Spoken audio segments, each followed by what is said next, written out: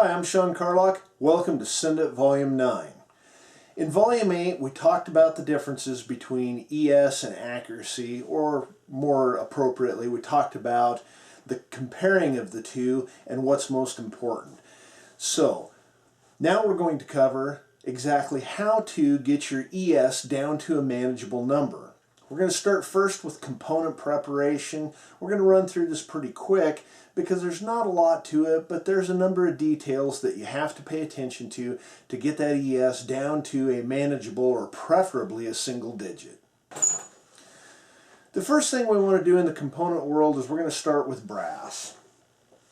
Okay, the brass is the easiest part for us to deal with. The very first thing you want to do is you want to be sure that you're using fire-formed brass.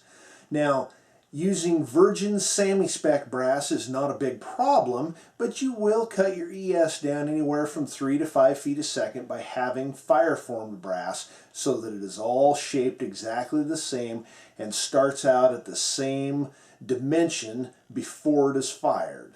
This will help peel a few feet a second off of your ES. Now, the next thing we want to do in terms of brass preparation is going to have to do with neck tension. So if we're using a Redding die, a Terminator die, or any other kind of bushing die, we're going to select the correct bushing for our neck tension. Now, I like to run around 1 to 1.5 thousandths neck tension. You can run a little more, but I've found the ES to suffer from running 2 or 3 or even more thousandths of neck tension. You just don't get a good consistent release of the bullet running those heavier tensions. 1,000 to 1,000th and a half has been really good to us. Now, some of these things are very simple and they're basic reloading procedures, but a lot of people don't consider their effects on extreme velocity spread. Having your cases, A, fire-formed, and B, all cut to the exact same length so that you have the same amount of bearing surface inside the neck grabbing onto the bullet will affect your extreme velocity spread. If you had a case with a neck that was 20 thousandths longer than another one, it's going to have more grab on the bullet, and again, you will lose a few feet a second here and there in extreme velocity spread. Okay, the next thing in component preparation is cleaning the inside of the neck. And we've come up with a procedure that works really good for us because when you look inside the neck and it's all black from carbon buildup, again, the more neck tension you run, the more inconsistent pressure you get or the more inconsistent release you get because you can't control that buildup. So every time we prep brass, one of the things we do is we use a stainless steel chamber brush or barrel brush to scrub the inside of the neck. Now, we don't get on there and run it up and down because the stainless steel is pretty aggressive, but the move looks a little like this. All the way down, all the way out, and now we can see yellow brass inside here as opposed to black carbon buildup. It gives us a good clean neck to start with our next procedure. Our next procedure, after the inside of the neck has been cleaned, is to dry lube the inside of the neck with graphite. Now, some guys like to use a dry mica, and that's fine, just as long as you have a good, consistent, thin-filmed dry lube on the inside of the neck. The thing we like to use is to take the graphite and either use a media application kit or simply take a small container, that, in this case a JB board paste container that was empty, and put some small lead shot in it, like number 8 or 9 shot, put your graphite in it. Then getting graphite evenly on the inside of the neck is as simple as push and twist a little, and you get a thin coating on the outside of the neck and a thin coating on the inside of the neck. We wipe off the outside of the neck, the case is clean, we have our thin coating on the inside, and we're pretty much done with brass prep now. The next thing we're going to do is address bullets. Now, people have been addressing bullet consistency and issues for accuracy for a long time, but one of the things that they may not have considered is the effect of bullet consistency on extreme spread. I have two criteria for bullet sorting or bullet selection or determining how well I like a bullet. And one of the things is I want a consistent bearing surface. If it's not consistent enough out of the box, which is in my mind plus or minus 1/1000 of an inch, then I'm going to have to go through and sort them, and that's fine. I simply use two comparators. We get the bullet in there and we measure from edge of the bearing surface to the edge of the bearing surface, and I get out a muffin tin and I start sorting bullets.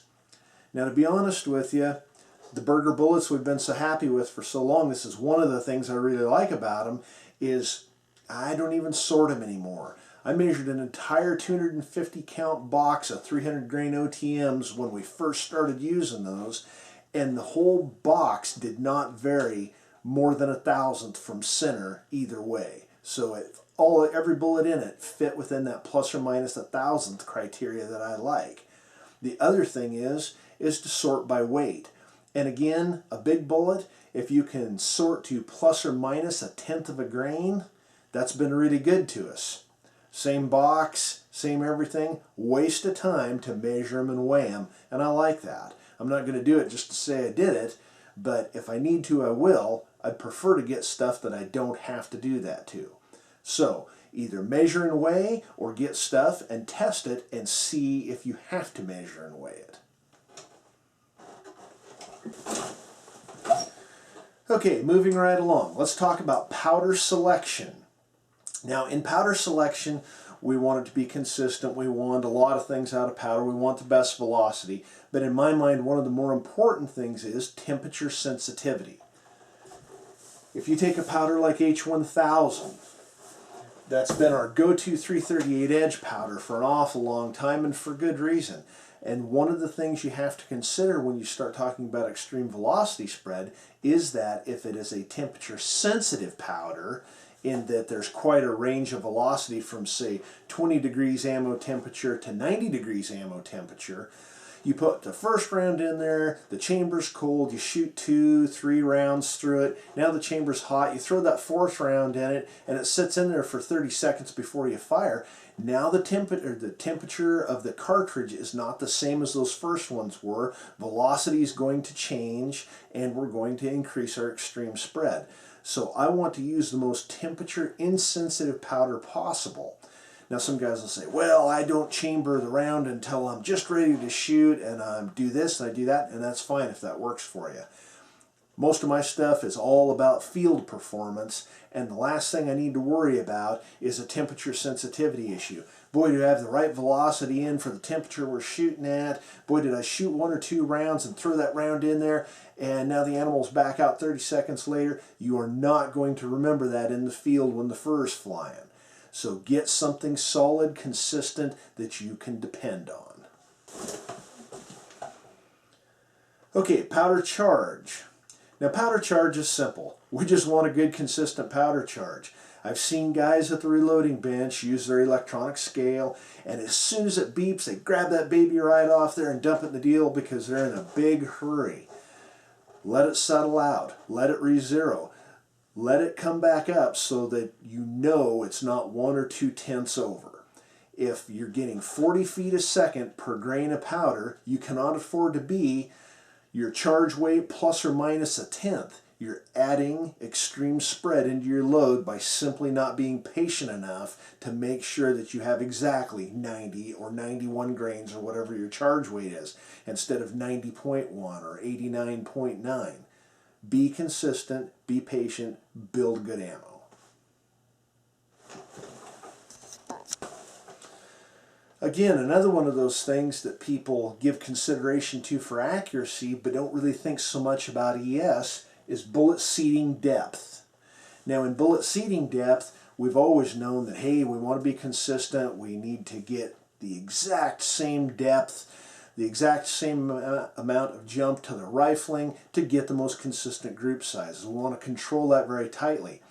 If you do not control that, it will also affect your ES. If a bullet has more or less run at the rifling by only a few thousandths, it can change your velocity. A few feet a second here, a few feet a second there. It's all these compounding errors where guys get ammunition that they've loaded up and they're getting 25, 30 feet a second out of. extreme spread. Start minimizing those errors and we can get down to single digits pretty quickly.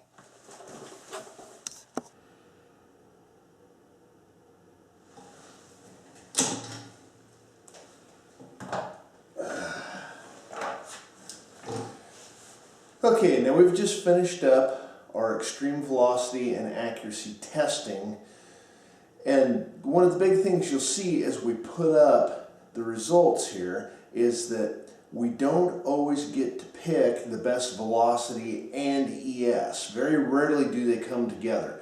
A lot of times we just have to make the best choice for ourselves. Typically I will pick the lowest extreme velocity spread as long as the group size is reasonable. And by reasonable, anything under ½ inch I'll take, but I'd really like to have 1/4, 3/8 of an inch and a single digit ES. That's what I'm really shooting for. That's what's worked well for us. So that is the thing that I'm striving for. Now, if I get something that shoots in the zeros, but the extreme velocity spread's 40 or 50 feet a second, just not interested in that. I may try to do some other things and get the ES down there, but ultimately, when you get a small group like that and an ES that's unacceptable to that degree, it usually is pretty tough to get 50 feet down to single digits under normal circumstances.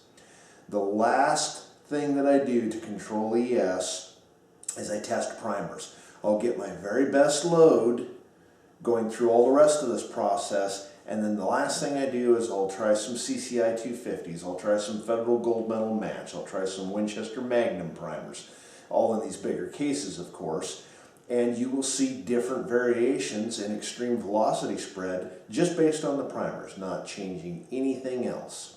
Once we've done that, I've settled on my load, I've controlled the ES as good as I can. So at the end of the day, make the best choices you can, get that ES number down, and make things like this happen.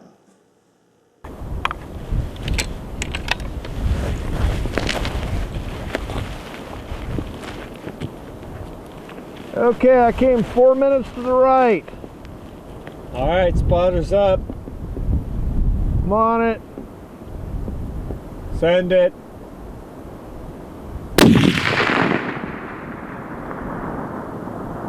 Oh, bingo! Wow. Nice shot.